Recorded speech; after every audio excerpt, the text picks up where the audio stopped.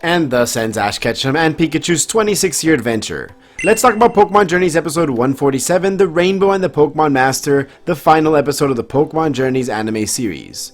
A bittersweet moment with the first episode of Pokemon Journeys airing on November 17, 2019, we have come a complete journey. The episode begins with Ash, Brock, and Misty parting ways in very similar fashion to how they parted ways at the end of the Johto saga.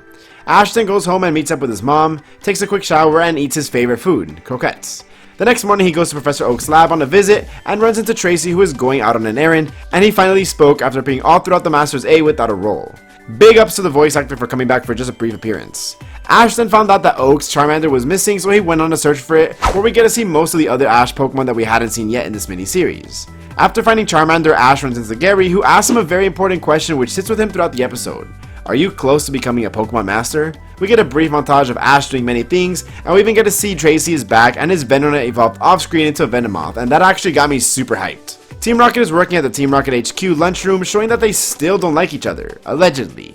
Ash is walking around when all of a sudden Team Rocket bands together and attempts to steal Pikachu one last time, but Ash's Pidgeot returns to save the day. Pidgeot, being one of my favorites when I was a kid, definitely brought a smile out of me.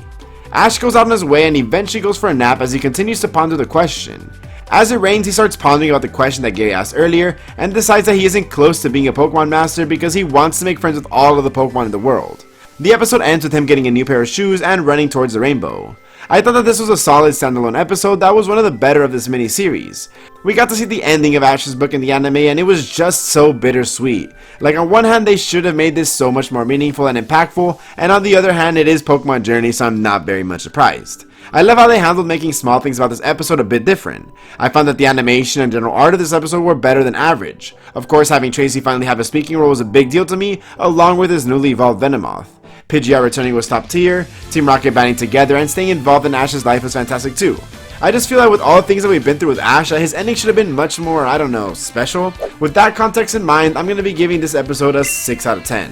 It had great moments, great OST, and great animation all throughout, but as an ending, it was just short of being great. I did enjoy everything that they did present to us, but I felt that they could have given us much more, and it didn't need to be in this episode. I mean, they had 11 episodes to give it to us. Perhaps Ash changing his shoes could be a symbol for how he's passing the shoes down to the next heroes, that they have new shoes to fill in.